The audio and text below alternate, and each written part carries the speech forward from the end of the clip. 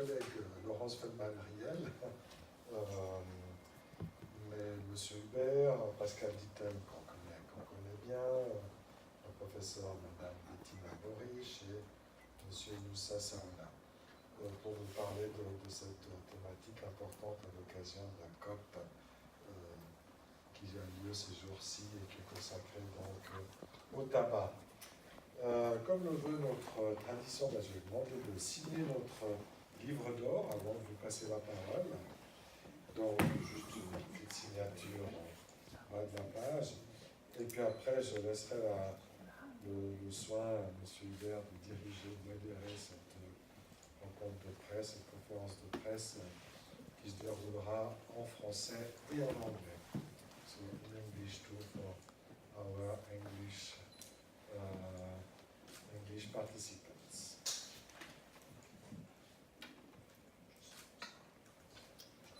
Oui, juste une signature.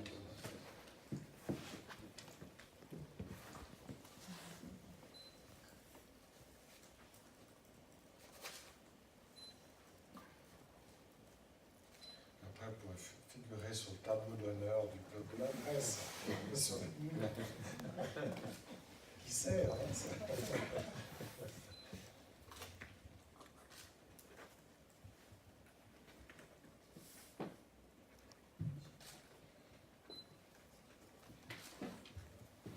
Voilà, Monsieur Hubert, je vous laisse la parole. Donc, il suffit d'appuyer sur le bouton pour la parole. Thank you very much for coming and welcome. And today is day 3 of the Framework Convention on Tobacco Control negotiations for the Conference of the Parties of the FCTC. And this is the 3rd day, as I was saying, and we've been hearing country after country making interventions. And representatives from a number of countries around the world say time after time that the biggest obstacle to achieving implementation of tobacco control policies that will save the life of their citizens, the biggest obstacle to this implementation is the tobacco industry. And this is a theme that has been repeated time after time through the treaty negotiations. So we're hearing it this week, but we heard that also in previous negotiations. Switzerland, the country that I'm a citizen of, is not only failing in taking the steps to protect the rights of its citizens and the health of its citizens, but serves as a platform for the largest tobacco multinationals that have been blocking the efforts to implement the life-saving measures of the treaty at country level. So that is really a problem. By doing so, Switzerland, the country that hosts a number of UN institutions, the United Nations institutions, the World Health Organization, the Secretariat of the Framework Convention on Tobacco Control, and the Human Rights Council, is being an obstacle to the world as they're trying to achieve human rights as well as development objectives. And this is really problematic for a country that claims to be a model in human rights. This is why the global health community decided to draw attention to Switzerland's hypocritical behavior in this case. Switzerland cannot continue to be the facade of pretending to be a human rights leader while simultaneously serving as a sanctuary for tobacco companies. The result being, it not only fails to implement basic public health measures to protect its Swiss citizens, but it also weakens global health, development, and human rights objectives, including SDG objectives.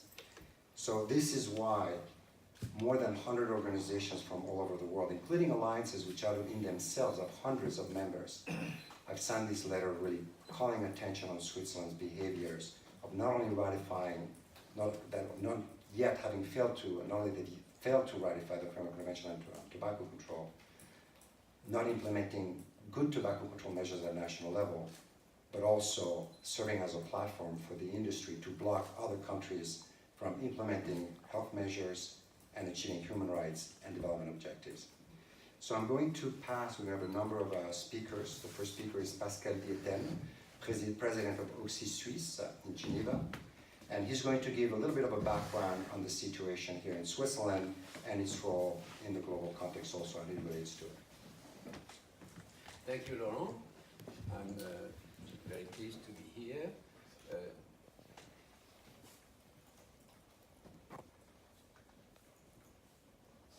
Does it work now? Yeah. Okay. Thanks, Laurent. It's a pleasure to be here at this press conference. And I'm going to present the situation from a Swiss perspective, and actually from a Swiss NGO perspective. So is Switzerland hostage to the tobacco industry? Well, you know, there's a tradition, tobacco tradition in Switzerland, where even 6 years old are encouraged to smoke at some events in Appenzell. You know, by the way, Appenzell is the last canton that gave voting rights to women in Switzerland. So it goes hand in hand. The epidemic, the tobacco epidemic in Switzerland, prevalence is high. It's 25% in the 15+ population, and this is an underestimate. Actually, it could be up to 33%, a third of the people, adults, smoking. It has remained at the same level over the last 5 years, while in the rest of the world, tobacco prevalence is decreasing. It is not. And what is even more worrying, the youth smoking rate are high and tend to increase. And this is the youth smoking rate over the last 6 years. And there's a slight increase, which is quite worrying. The tobacco use is the #1 risk factor that reduces the years of Swiss citizens' lives in good health. It's the #1 risk factor. As you can see here, it's at the top before arterial hypertension, alcohol consumptions, and so on. It's the #1 risk. It's a major public health issue. The result, and again, these are current estimates that may be underestimates. Mortality is 9,500 deaths per year, which means 26 deaths per day. And this accounts for 15% of the total deaths in Switzerland. And the morbidity, conservative estimate is 300,000 people are seriously sick because of smoking and tobacco use. All these deaths and diseases are avoidable, are preventable. And in order to prevent it, we have the means, we know, and this is evidence-based. And this is actually compiled in the Global Action Plan Against Non-Communicable Disease of the World Health Organization, which was adopted by the global community, including Switzerland, in May 2013. And this global NCD action plan has as one of its key objectives the reduction of 30% of tobacco use by 2025.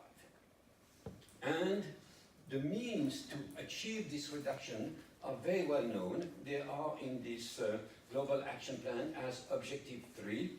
And those means are implementing the WHO FCTC, reducing affordability of tobacco products, creating laws that create smoke-free environment, warning people about the dangers of smoking and tobacco use, and banning all forms of advertising, promotion, and sponsorship. So, how does Switzerland measure against the 5 objectives of the NCD? Let's look at that. Reducing affordability of tobacco products by increasing tobacco excise taxes. Switzerland is one of the European countries where tobacco products are the most affordable. They are maybe expensive, but compared to the cost of living in Switzerland, it's the most affordable. And actually, this has been ranked. There's a tobacco control scale, and it shows Switzerland is the next to last country in terms of affordability. So this is one of the places where, apart from Luxembourg, where cigarettes are the most affordable. Second, create by law completely smoke-free environment. Here, Switzerland is one of the European countries with least protection against exposure to passive smoking. Again, in this tobacco control scale, Europe, it has a very poor score. It's part of the countries that offers the least protection, Warn people of the dangers of tobacco and tobacco smoke through effective health warnings. Since the entry into force of the European Tobacco Product Directive, health warnings in Switzerland on cigarette packs lag behind. They are just old by one generation. And if you can see, the standard now is plain packaging. This is really being adopted by the most advanced countries, and it's progressing very fast. The European Tobacco Product Directive pack is shown on the upper right, and you have an illustration of the current type of cigarette pack in Switzerland, which is really used for marketing. And ban all forms of tobacco advertising, promotion and sponsorship. Switzerland is the European country which has the weakest tobacco ad ban legislation, the weakest. And again, if you take the Tobacco Control Scale Europe 2017, there's one laggard at the very end, and this is Switzerland. Now, in terms of implementing the WHO FCTC, here Switzerland is quite remarkable. It has signed the FCTC 14 years ago, but still not ratified yet. And this is the map of ratification in Eurasia. And countries which have ratified are shown in green, and countries which have not ratified are shown in yellow. So, well, as the Swiss say, il y en a point comme nous. So, can I have some water? Because thank you.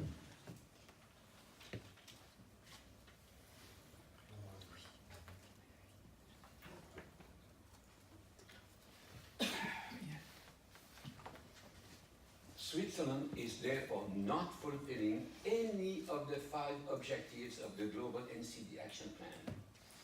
Now there's a law, tobacco product law, which is under preparation.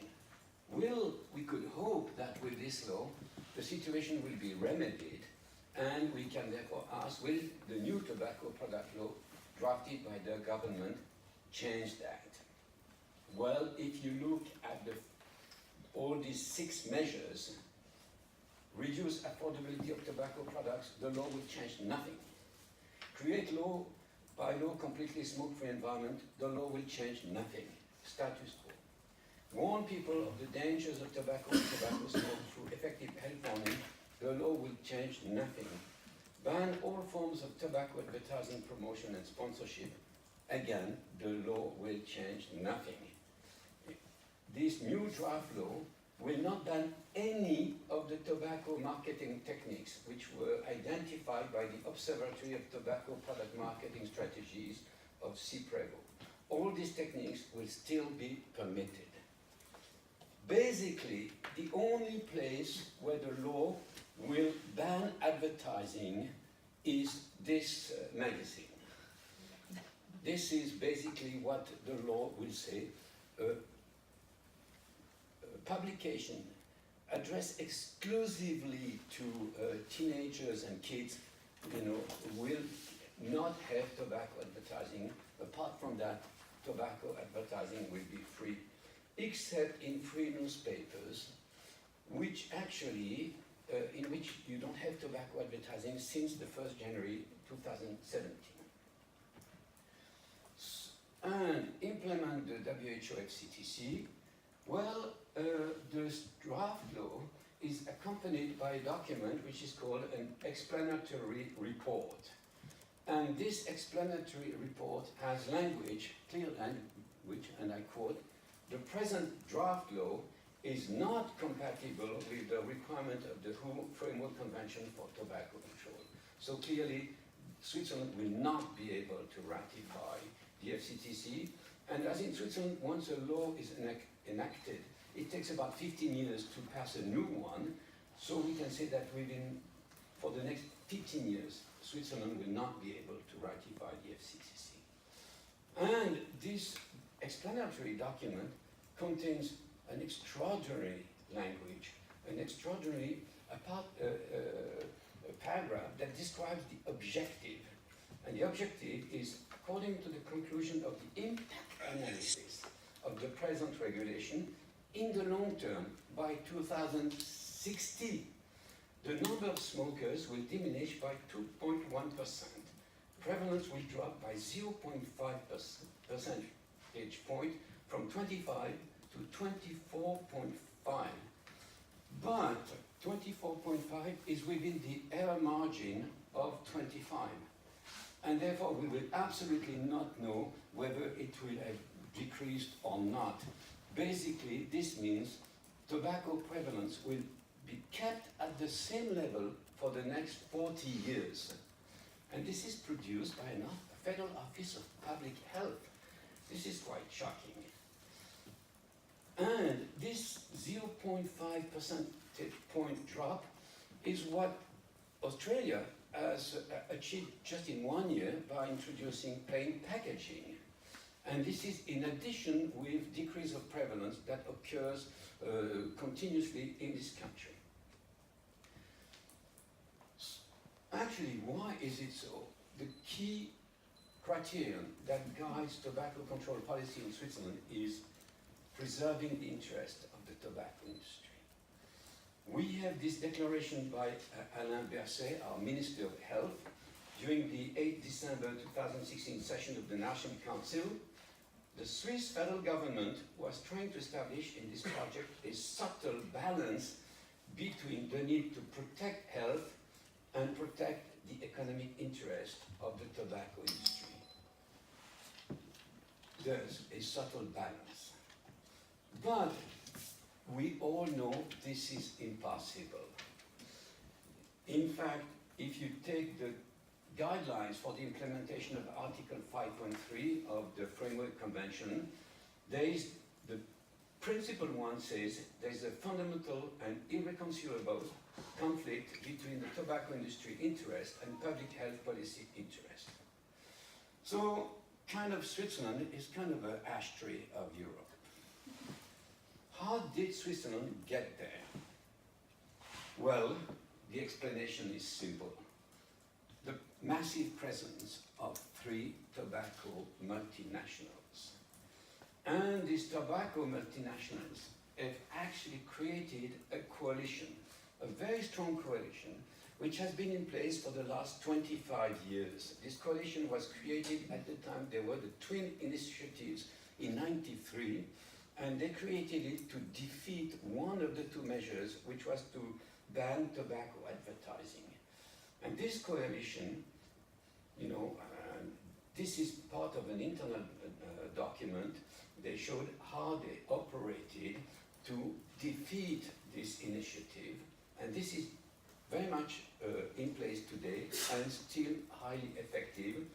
Its name is Alliance of the Economic Groups for a Moderate Prevention Policy. And it includes all the economic trade organization and also some parties, the PDC, UDC, the basically conservative parties. And this is what is blocking essentially tobacco control in Switzerland, and this is under the influence of the tobacco industry. So this is what they publish. They make no secret, that they want to torpedo the tobacco control policy in Switzerland. Now, the question is, maybe it's a bit depressing, is this a fatality? I'm optimistic in spite of this situation, which seems bleak. And I take an example. Not long ago, the same groups that oppose tobacco today, the same conservative groups, were opposing giving the right of vote to women. And they were opposing it very, very violently. In fact, Switzerland has an incredible capacity to catch up. It was only in 1990 that the last Swiss canton, Appenzell-Innerrhoden, introduced women's suffrage. In 2010, just 20 years later, we had the following situation. The president of the Swiss Confederation was a woman, Simonetta Sommaruga. The president of the National Council was a woman, Pascal Bruderer. The president of the Council of States was a woman, Erika Foster-Vanini. The Chancellor of Switzerland was a woman, and out of 7 members of the Federal Council, 4 were women. So, stimulated by this example, this capacity for Switzerland to catch up and become a leader, I'm sure will also happen in tobacco control once Swiss political decision makers realize that this is where the future lies. Tobacco is a product of the past. It has no future. Contrary to what PMI want us to believe. Switzerland tarnishes its image when it protects the interest of the tobacco industry to the detriment of the health and human rights of its own citizens. Protecting the health of the population is the best way of defending the economy and is probably the best investment. The way forward for Switzerland is to ratify the WHO FCTC without further delay, then ratify the protocol for the elimination of illicit trade of tobacco products, implement the provision of the FCTC in a strong way with comprehensive ban of advertising, promotion and sponsorship, and adopting plain package, and treat the tobacco industry as prescribed by Article 5.3 of the FCTC and its guidelines. As a concluding word, I would say, on behalf of all Swiss NGOs involved in tobacco control, Oxy-Suisse wishes to express its gratitude to all signatories, 106 signatories, of the letter to the President of the Swiss Confederation for their support. Special thanks to Action and Smoking and Health USA and its fantastic team, and Laurent, Nikan, Kelsey, and so on, for taking over the challenge of co-writing the letter during the advocacy and collecting the signatures. Without your help, this would not have been possible. And this, I finish with this image of the Switzerland of the past and Switzerland of the future. Thank you. Thank you, Pascal. This was a very good overview of how Switzerland really gives priority to the multinational corporations that sell an addictive and lethal product that kills globally more than 7 million people per year, and undermining the right to health, which is recognized in the Committee on Economic, Social and Cultural Rights, one of the few human rights treaties that Switzerland has ratified. So it's really, really quite almost embarrassing for Switzerland. The second speaker is Laurence Feldman-Riel, a member of the Swiss National Council, who will give her view as a Swiss parliamentarian. Merci beaucoup. Merci à Pascal pour son exposé assez exhaustif qui montre qu'effectivement la Suisse est malheureusement très en retard en matière de prévention du tabagisme. Rappelons peut-être qu'il y a une vingtaine d'années, la Suisse a su se montrer audacieuse en matière de réduction des risques des problèmes liés aux drogues, et on souhaiterait qu'effectivement à l'avenir on puisse avoir un positionnement qui soit un peu meilleur sur le fond de la prévention du tabagisme. Et c'est vrai que ça passe évidemment par la ratification de la convention cadre pour la prévention du tabagisme. Alors, évidemment, je salue cette initiative des ONG pour effectivement interpeller notre gouvernement, en particulier notre ministre de la Santé, sur la décriante, le recul, et on va dire le piétinement de la Suisse en matière de prévention du tabagisme. Peut-être rappeler qu'effectivement, cette loi à laquelle Pascal Dittel m'a fait référence, qui est la loi sur les produits du tabac que nous devons travailler, avait fait l'objet d'un premier projet qui a passé devant la Chambre du peuple et le Conseil national, et que cette loi, ce projet était déjà relativement faible en matière de restriction de publicité, mais néanmoins un peu meilleur que celui-là. Malheureusement, il a été, sous la pression effectivement du lobby des cigarettiers, mais évidemment aussi du lobby de l'économie en Suisse, a été renvoyé au Conseil fédéral, ce qui explique que le projet que nous allons étudier prochainement est encore affaibli sous l'angle effectivement de la diminution de la promotion, de la publicité et notamment aussi du sponsoring de certains événements par les cigarettiers. Donc c'est un projet effectivement très faible qui sera présenté et donc il va être soumis au Sénat, donc le Conseil des États qui sont les représentants des cantons en premier lieu, et ça sera à la session d'hiver qui va commencer prochainement à commencer à examiner ce projet. Peut-être dire qu'il y a quand même quelques lueurs d'espoir. Il y a à la session d'automne récemment, il y avait eu une motion d'un certain Google, qui est un nouveau conseiller national, qui demandait effectivement, une motion, ça demande que le gouvernement modifie une loi, et il demandait dans sa motion que l'on supprime la publicité qui s'adresse particulièrement aux jeunes, mais ça voulait dire aussi non seulement les journaux gratuits, mais également aussi la publicité sur Internet, quand même à laquelle les jeunes ont facilement accès. Cette motion a été refusée, mais cette fois-ci a été refusée à une petite majorité, c'est-à-dire de 5 voix.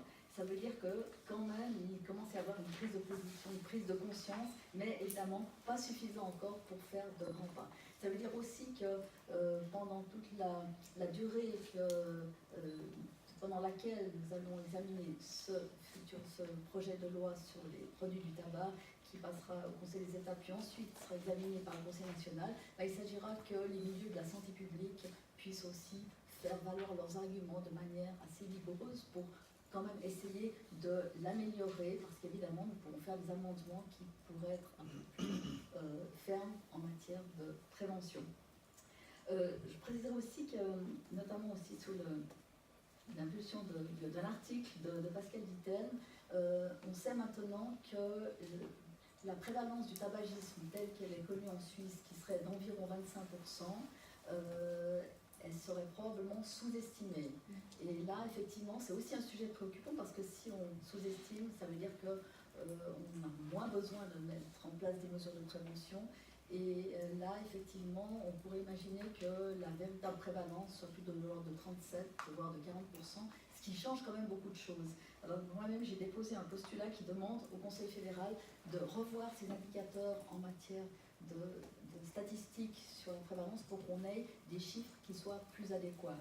Moi, j'attendrai un petit peu la réponse que nous fera le gouvernement.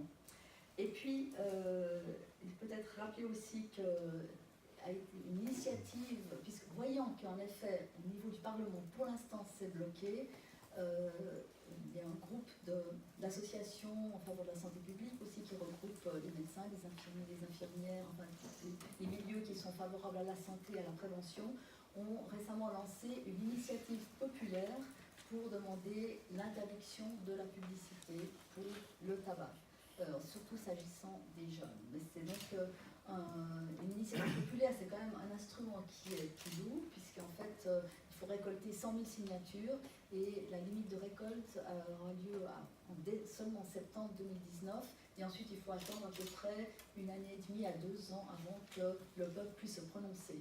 Néanmoins, c'est une manière aussi de contourner un Parlement qui est trop conservateur et qui pourrait donner un signal positif, d'autant plus que les sondages montrent maintenant que la population est beaucoup plus favorable, même complètement favorable, à une interdiction de la publicité pour le tabac.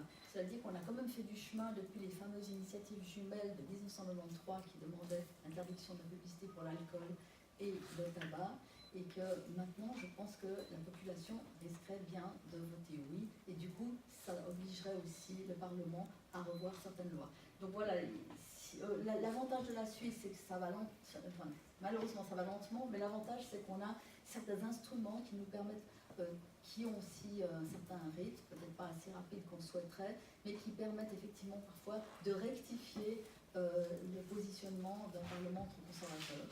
Et puis enfin, j'ajouterais qu'en 2019 auront lieu les élections fédérales, et c'est là aussi un moment pour essayer de montrer quel est le positionnement des parlementaires sur la question de la prévention du tabagisme et de faire du lobbying en faveur de parlementaires qui seraient beaucoup plus favorables à une politique de santé publique en cohérence avec notamment la Convention cadre. Je vous remercie. Merci beaucoup. Thank you very much for this overview on the Swiss situation to the Swiss legislative system and what the potential opportunities are, and it's not all totally bleak, and there might be opportunities to move things forward. Our third speaker is Bettina Borisch, President and Head of the World Federation of Public Health Associations, and she will give a view from the wider public health community.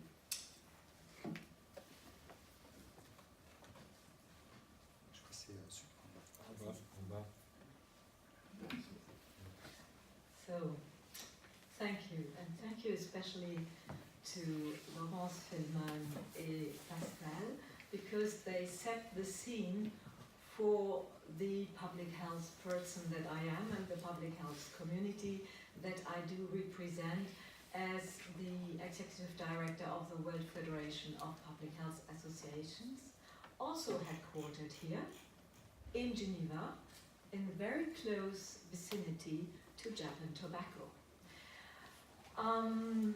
As public health people, we are looking at the health of populations. We tend not to blame the individual. We try to see where health comes really from. And we know that, and we heard it, health is politics. Health is one of the most political topics I can imagine. And so the World Federation has elaborated a global charter for the public's health, not for public health, for the public's health.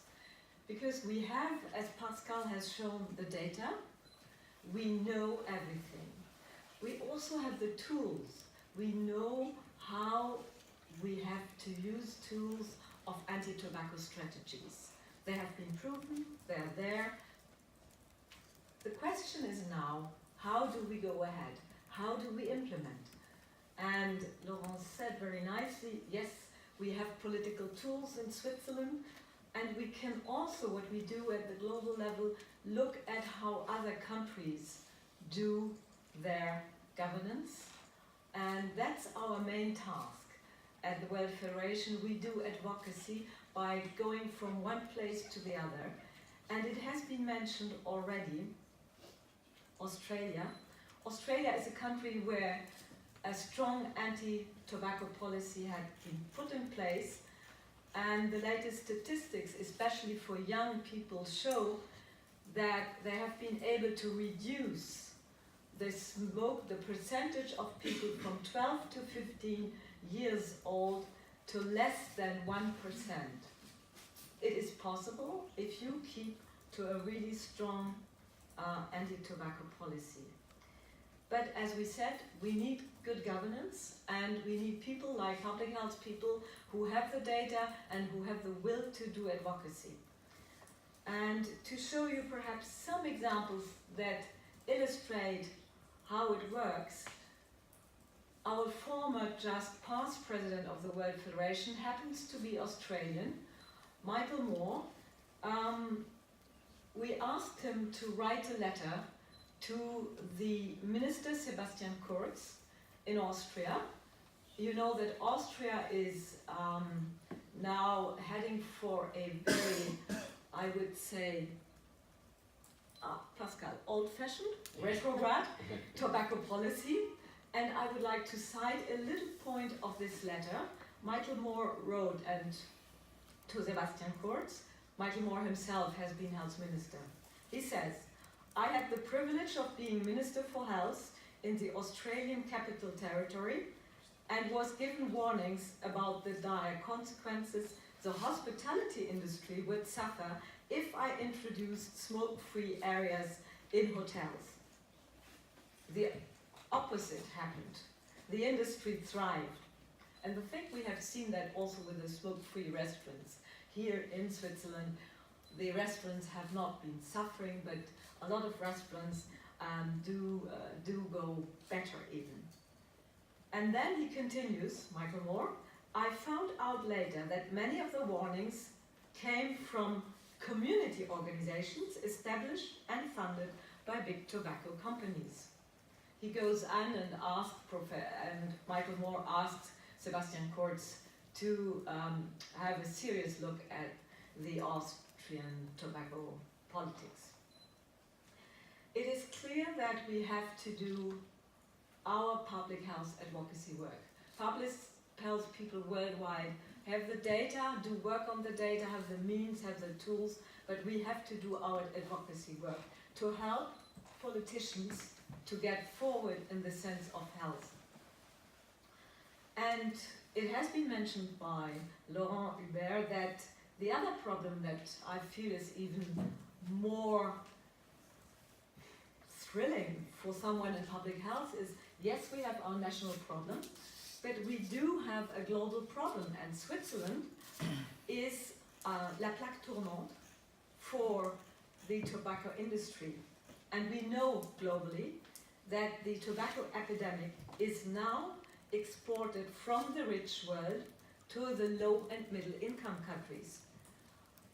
And especially in low and middle income countries, it's slipping under the radar, while there are apparently more immediate priorities that occupy the already very scarce human and financial resources.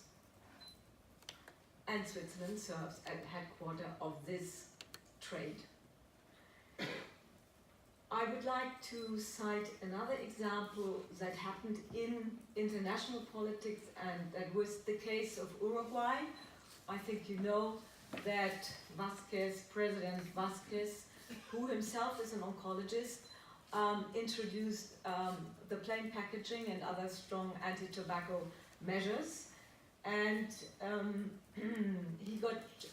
the government and himself got challenged by Philip Morris, your friends, Philip Morris International.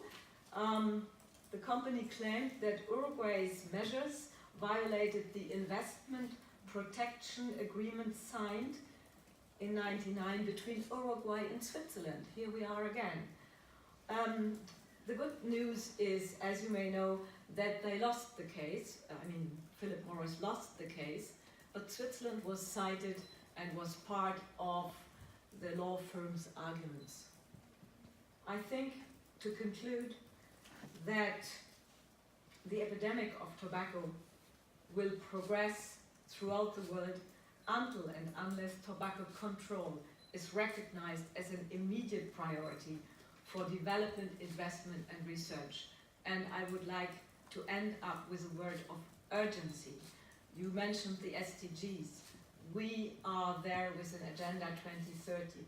If we are not going to handle urgently the tobacco problem, we will have every year more death just from and due to tobacco usage. Thank you. Thank you very much, Professor Borges.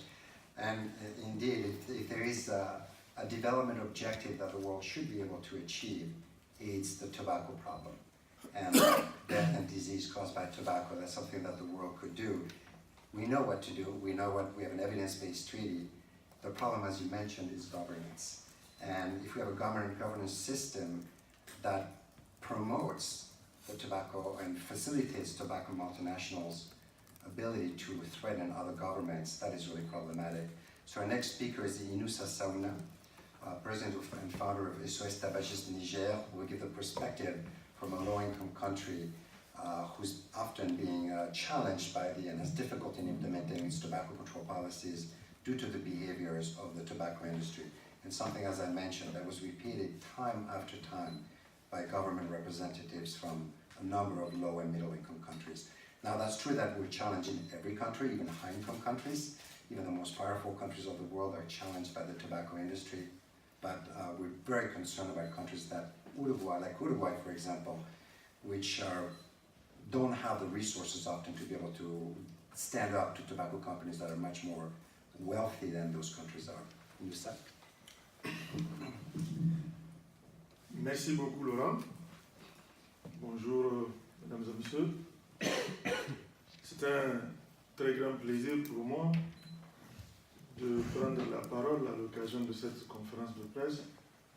Je profite pour remercier Pascal et Laurent pour m'avoir donné cette opportunité de parler en Suisse et de dire au gouvernement suisse que, quand même, pour moi qui viens d'un pays en voie de développement, un pays très pauvre, et quand j'ai regardé la présentation de Pascal, je constate que s'il y a un point où tous les pays développés sont devant la Suisse, c'est bien la question de la prise en charge du tabagisme. Parce que je constate que quand vous prenez le continent africain, presque tous les pays ont ratifié. Et la Suisse pas encore. Je ne pense pas que ça soit une très bonne réputation pour un aussi beau pays qui est une référence en matière presque de tout pour nous autres pays pauvres. Donc je pense que c'est assez important que les autorités politiques puissent s'interpeller et pouvoir agir, et agir le plus rapidement possible pour qu'ils assument leurs responsabilités face à l'histoire. Et donc, la question du tabagisme est un problème aujourd'hui qui est vécu dans les pays en voie de développement comme un grand défi. Un défi parce que ça vient s'ajouter à tout ce que nous vivons comme urgence en matière de santé, en matière de pauvreté, de faire nourrir, boire, trouver l'école pour les populations. Et à cela s'ajoute cette autre épidémie, mais dont si les pouvoirs publics anticipent, on peut l'éviter. Et c'est ce que la plupart de nos pays tentent de faire. Et la plus grande opportunité que nous avons eue, c'est la Convention cadre pour la lutte anti-tabac. C'est le premier traité mondial en matière de santé publique qui a en tout cas donné la plus grande visibilité à cette épidémie qui était méconnue des pays africains 20 ans en arrière. Et qui a également donné un cutus politique et un moyen de pression pour les organisations de la société civile que nous sommes pour interpeller le pouvoir public. Et aujourd'hui, nous sommes ici à la 8e conférence des partis pour pouvoir encore adopter d'autres mesures et donner la voix à nos différents pays pour qu'ils puissent en tout cas légiférer pour protéger leur population. Et je pense que il est du devoir, je le dis encore, d'un pays comme la Suisse, de nous donner l'exemple. Parce que quand nous parlons à nos politiciens, nos références, ce sont les pays en voie de développement. Nous disons tel pays, et je sais la réputation qu'a la Suisse en Afrique. Et quand on va nous demander, mais le pays où siège l'Organisation mondiale de la santé, la Commission des droits de l'homme des Nations Unies, et que sais-je encore, et que ce pays ne fait pas partie de la Convention, je pense que c'est un recul immense, et cela doit cesser. Alors donc, ce n'est pas parce que la Suisse abrite les plus grandes compagnies, telles que Philippe Maurice et autres, qu'ils ne devraient pas s'aligner sur la voie mondiale. Ce n'est pas une excuse. Toutes ces compagnies-là, ils sont aujourd'hui identifiés clairement comme étant des entreprises qui constituent les agents vecteurs de la transmission de l'épidémie du tabagisme. Et donc, pays de référence comme la Suisse ne devrait pas, quelles que soient les raisons d'ailleurs, ne devrait pas s'associer à ces entreprises-là. Et donc, je voulais dire que l'Afrique, aujourd'hui en train de se lever, l'Afrique a compris, les organisations de la société civile sont mobilisées, la pression est immense sur les hommes politiques, nous les poussons à l'action, et bien nous demandons à la Suisse de nous donner un bon exemple en ayant en tout cas, en s'engageant au même niveau que les autres pays développés pour que nous puissions donner un bon exemple et une référence de ce pays-là, surtout, qui vient en aide à nos pays dans beaucoup de domaines de développement. Donc il faudrait bien que, en matière de la protection de la santé des populations, et spécifiquement sur la question de la protection face à l'épidémie du tabagisme, que la Suisse puisse être présente. Et c'est le message que j'ai tenu à vous apporter ce matin, et je vous remercie. Merci beaucoup, Inoussa. Thank you very much for giving us this perspective. And it reminds me of INB2 of the FCTC. That was in 2000, early 2000. And I remember a delegate from Africa, or the African continent, telling me, with the HIV/AIDS epidemics, we could have acted earlier, and we could have prevented some of that epidemic. And he said, we can do the same with tobacco.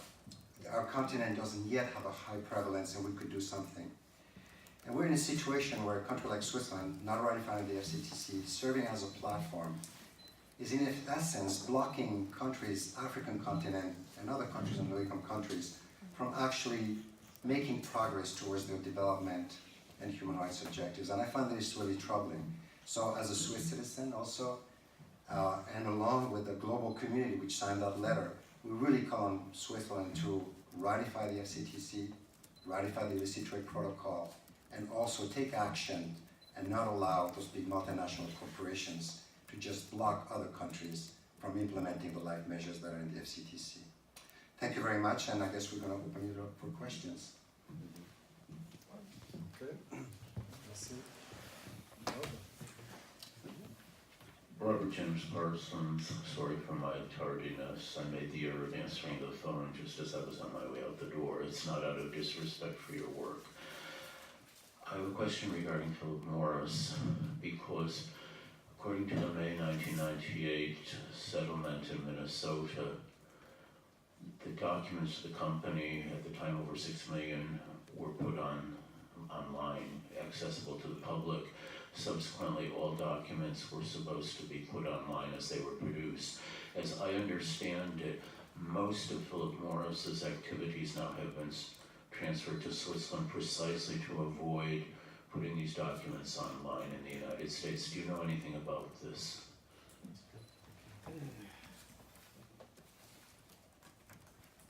Well, I think this is a good point.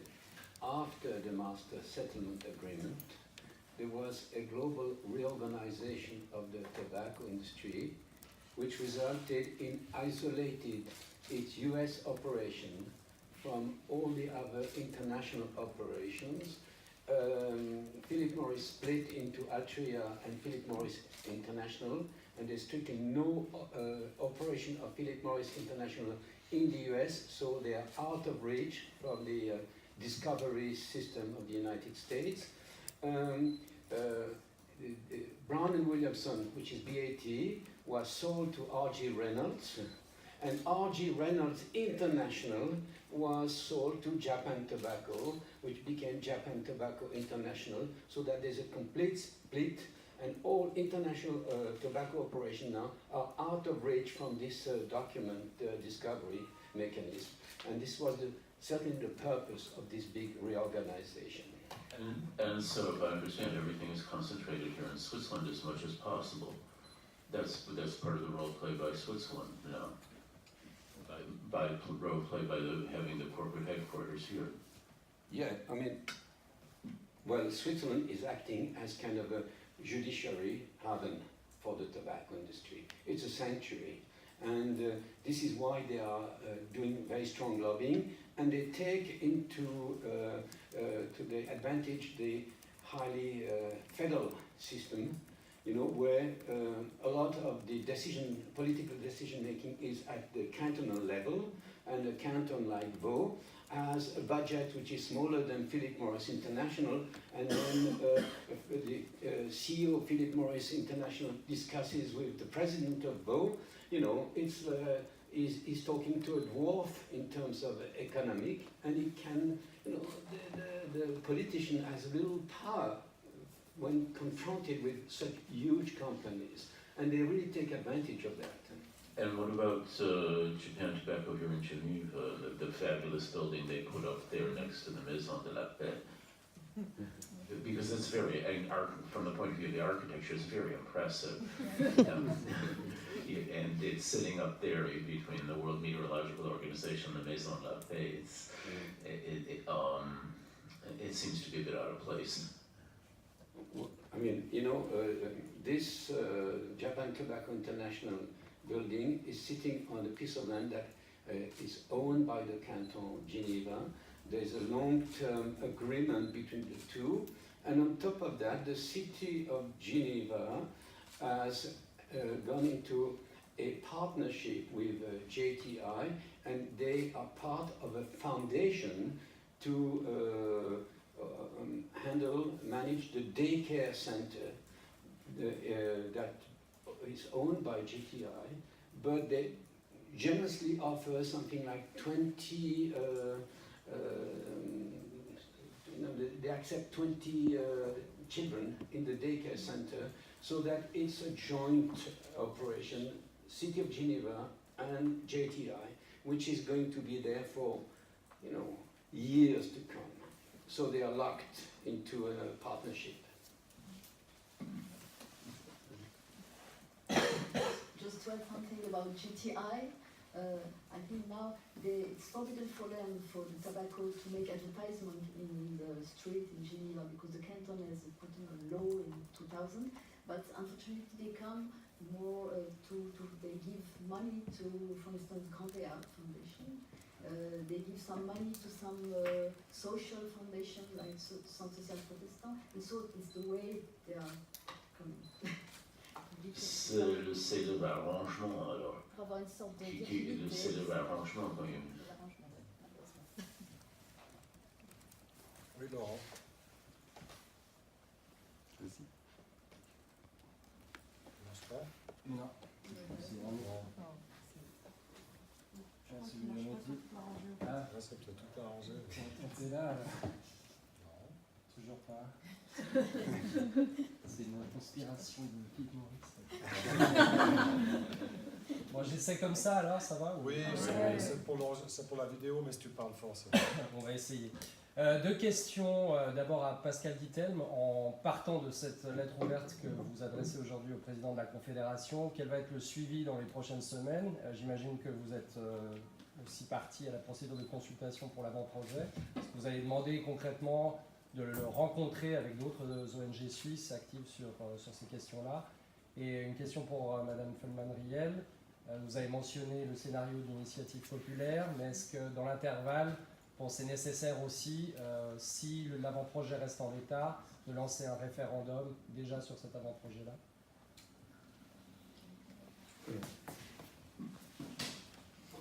En fait, le but de notre lettre, c'est d'alimenter le débat, et comme Laurence indiquait, il y a peut-être le début d'un mouvement parmi les parlementaires qui prend conscience de la problématique et qui prend conscience du caractère, disons, un peu inhabituel, illogique et peut-être préjudiciable pour la Suisse de cette position qu'on a sur le tabac. Et donc c'est pour alimenter ces débats et essayer de convaincre le plus de ces députés, membres de Parlement qui auraient des doutes. Et puis c'est aussi d'alimenter l'opinion publique, non seulement nationale, mais aussi internationale. Parce que je pense qu'il est important que la Suisse réalise, et j'en ai discuté avec le représentant de la Suisse à la conférence, qui est un membre du département de l'intérieur, non, des affaires étrangères, et le fait que c'est exposé internationalement, ça lui fait très peur. Donc peut-être ça peut provoquer une réaction. Comment il s'appelle le représentant suisse Von Webel, non, mais je ne me rappelle plus le nom. Mais il m'a dit qu'il ne faut pas le citer, alors... Voilà, c'est juste pour répondre, poser une question effectivement pertinente. C'est vrai que le fait déjà de lancer une initiative populaire, ça demande beaucoup de ressources humaines et aussi de finances, hein, donc ça va être compliqué. Et puis, pour éventuellement référendum, je pense qu'il faut se poser la question, en effet. On a besoin effectivement d'une loi aussi pour réglementer le vapotage, pour réglementer un certain nombre de choses comme ça. Donc, dans cette loi, il y aura aussi l'âge limite. Presque tous les cantons ont déjà un âge limite, donc c'est pas absolument indispensable. C'est vrai que cette loi, si elle est aussi faible, on n'a pas vraiment besoin. La question se posera effectivement, est-ce qu'il faut voter non à cette loi? Et puis à la fin, on fera la fin des travaux. Et puis s'il y a lieu de lancer un référendum, qui est aussi de nouveau une opération assez compliquée. Donc il faut avoir une partie avec nous. Et puis voilà. Mais la question se pose, je ne peux pas vous donner une réponse maintenant, mais la question se posera assurément. Très bien, est-ce qu'il y a encore d'autres questions? Oui. Allez-y. Bonjour, Marie-Maurice, je suis journaliste en Suisse. J'ai déjà parlé à certains d'entre vous. Je fais une enquête actuellement sur le fait que la Suisse est une tournante de cigarettes. Donc je travaille moins sur l'aspect publicitaire que sur l'aspect de santé. Et je vois dans les chiffres officiels qu'il y a énormément de cigarettes qui arrivent en Suisse, qui sont importées en Suisse et énormément qui en repartent, notamment vers les pays d'Afrique, surtout le Maroc et l'Afrique du Sud. Et en fait, pour être honnête avec vous, je n'ai pas encore trouvé pourquoi physiquement il y a ces transferts. Ça coûte très cher de fabriquer des cigarettes en Suisse parce que c'est un des pays les plus coûteux au monde, les salaires sont beaucoup plus chers. Pourquoi les industriels fabriquent énormément des milliards de cigarettes ici et en font venir aussi? Les flux ne sont pas du tout transparents, personne ne répond évidemment. Et j'ai désespérément cherché ces cigarettes suisses au Maroc et en Afrique du Sud. J'ai fini par en trouver, mais ça m'a pris énormément de temps. Je me demande où passent ces cigarettes. En fait, il y a un gros problème de traçabilité. C'est un autre enjeu de la filière. Hein. Qu'est-ce que vous savez là-dessus? Est-ce que vous auriez des conseils à me donner pour obtenir des informations? Est-ce qu'on ne pourrait pas aussi, au-delà de l'aspect publicitaire qui est fondamental, interpeller les autorités suisses à ce sujet? Il y a très peu de contrôles qui sont faits, de contrôles étatiques sur les cigarettes fabriquées en Suisse et très peu sur les cigarettes exportées. Quelqu'un de l'OMS me disait l'autre jour, le seul pays d'Afrique où l'État fait des analyses sur les cigarettes, c'est le Burkina Faso, c'est le seul. Donc voilà, je voulais avoir un peu votre avis là-dessus. C'est encore un domaine où il y a très peu d'informations qui circulent. Merci beaucoup, madame. Effectivement, nous avons remarqué et nous avons suffisamment de preuves qu'il y a des cigarettes qui sont manufacturées en Suisse et qui sont vendues dans les pays africains. Je vous donne l'exemple de la Mauritanie. Je ne sais pas si vous avez vu. Tout ce qui a comme marque comme de Marlboro qui est vendu en Mauritanie, c'est manufacturé en Suisse. Effectivement, c'est une question assez importante. Comment comprendre que, comme vous l'avez si bien décrit, que des industriels fabriquent d'une manière aussi chère, parce que la main-d'œuvre, le transport et connaissant le coût de la vie ici, et que ça soit transféré dans des pays les plus pauvres du monde pour être vendu à un prix qui n'a rien à voir avec le coût de la production. Et ça reste et demeure en tout cas quelque chose à élucider. Et ça nous renvoie, nous, vers, n'est-ce pas, le côté mafieux de l'industrie du tabac qu'il faut découvrir en cela. Parce que nous savons de manière claire que la grande majorité en nombre de chiffres des cigarettes qui sont vendues au monde, c'est par la contrebande. Et cette contrebande est entretenue, organisée par l'industrie. Et je pense que ce flux de cigarettes de la Suisse vers les pays africains comme le Maroc, la Mauritanie, et bien d'autres pays de l'Afrique subsaharienne, vous pouvez en trouver jusqu'au Mali. Ça démontre ce côté mafieux et je pense que nous allons continuer à chercher. Mais pour le moment, ce que nous pouvons dire, c'est qu'il s'agit bel et bien d'une contrebande organisée, très bien réfléchie et encadrée par les mêmes industriels du tabac. Parce qu'en Mauritanie, c'est des cigarettes suisses vendues sur le marché noir ou Nous, vendus officiellement dans les boutiques, comme chez les détaillants, comme vous pouvez l'imaginer. Mais quand vous prenez les paquets de cigarettes, vous voyez très bien que Made in Switzerland, c'est fabriqué en Suisse.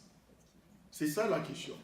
Or, quand vous prenez les autres marques de cigarettes, parce que vous savez, avec les dispositifs juridiques communautaires qui existent en Afrique, une compagnie comme BAT, ils ont fait le contraire. Ils ont déménagé leur industrie dans les pays comme le Bénin, comme le Sénégal, pour pouvoir bénéficier de ce qu'on appelle des avantages fiscaux liés aux dispositions communautaires. Parce qu'en ce moment, la cigarette, on ne met plus que c'est fabriqué à Londres, mais on va mettre fabriqué à Cotonou, au Bénin. Donc c'est comme si un produit béninois. Et dès lors que pour le transférer au Burkina ou au Niger, il va bénéficier d'une tarification fiscale assez souple. Mais ce qui n'est pas le cas de Marlboro, qui est une marque donc, célèbre de Phil Morris. Je ne sais pas s'il aura quelque chose à ajouter. Non, raison de plus pour laquelle la Suisse devrait vraiment ratifier non seulement la convention cadre, mais le protocole. Et j'étais à la réunion, la pré-COP pour Amérique latine il y a quelques semaines, et un représentant du pays d'Amérique latine, je ne vais pas mentionner le pays ou la compagnie, mais c'est une des compagnies qui a une grande présence ici en Suisse, nous disait qu'il y a un grand nombre de cigarettes où ils ne savent pas où ils passent. Elles sont produites dans le pays, et après elles disparaissent du marché, et ils se disent, il se passe quelque chose. Et ils soupçonnent que dans ce cas-là, ça passe dans le marché noir. Mais je ne vais ni mentionner pour des raisons, ni le pays, ni la compagnie.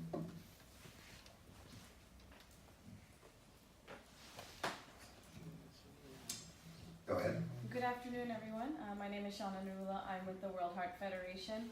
I wanted to ask for those people who do live in Switzerland who may not be in the official capacity to do anything as a quote-unquote regular citizen, what can they do to urge their government officials or people in power to do something about this if they are as outraged as we are?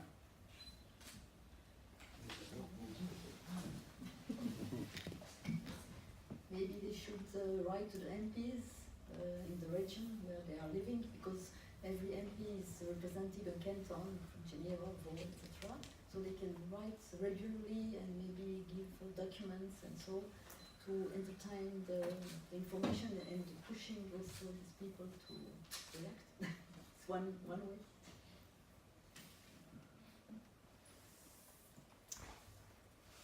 So the media. I think media, I think to some extent maybe it's an awareness raising issue. I think maybe there's a lack of awareness about what's going on. One of the problems we may have with tobacco and tobacco control, and it's that some of the policies and the advancements in policies create a perception that the problem is solved. So maybe the smoke-free policies now make us think that, oh, we solved this problem, we don't have to worry about it. And there's a lack of awareness that is really still a big problem going on, and there's a shift in the burden of disease, as you well know, it's shifting to low-income countries. So maybe raising awareness that we're still dealing with the biggest preventable killer in the world, and more needs to be done at the local level to prevent it. So maybe more activism in Switzerland is what's needed. And perhaps to add on, the flexibility of the industry has to be followed by our flexibility. They have seen that anti-tobacco measures in high-income countries have shifted the population that is smoking, and then now they go directly to the new populations. The new market focus are young women, and they produce especially nice small cigarettes with good flavors that will introduce you to smoking. And as you know, it's a drug that really makes you dependent. If you got dependent at age 12 and 13, you will probably have a serious problem to get rid of your drug dependence. So I think we have in terms of public health policies to be as flexible in markets and in strategies as industry is flexible. And maybe also in this context, and because of the feminization of tobacco in countries like Switzerland, the Committee on Elimination of Discrimination Against Women is one of the two human rights treaties that Switzerland has ratified. And I think it would be very interesting for Switzerland and Swiss civil society to engage in that process and demonstrate how the tobacco industry's behavior here is to some extent an obstacle to achieving women's rights in Switzerland.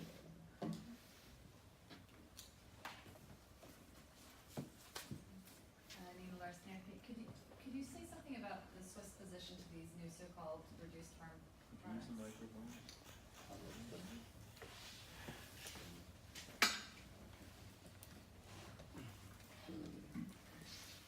The Swiss position, as expressed in the draft tobacco control law, is total liberalization.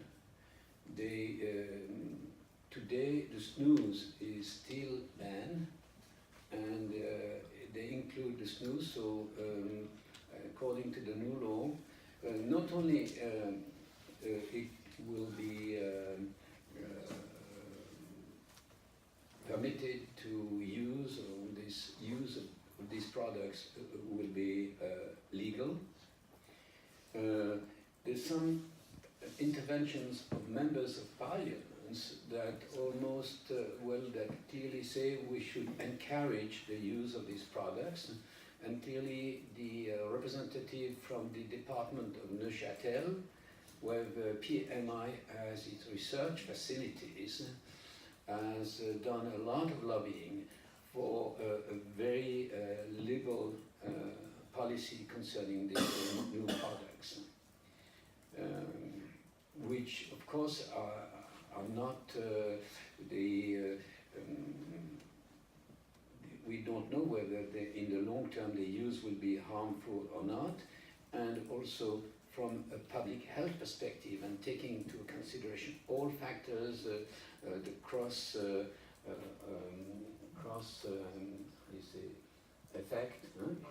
effect, creating a new generation of nicotine addict. All this needs to be studied very carefully before opening the floodgates of these new products. And it seems that the policy is to open the floodgates of these new products with no restriction. The only restriction envisaged is that e-cigarette will be assimilated to cigarette as concerns the ban of smoking in public places.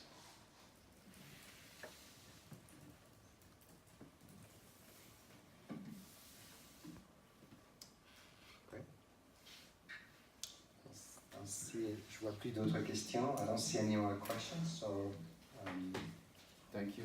we are concluding this session, and thank you very much. And some of us will be running back to the Framework Convention on Tobacco Control, COP, to help countries make decisions that will help save, hopefully, millions of lives in the future. Thank you very much.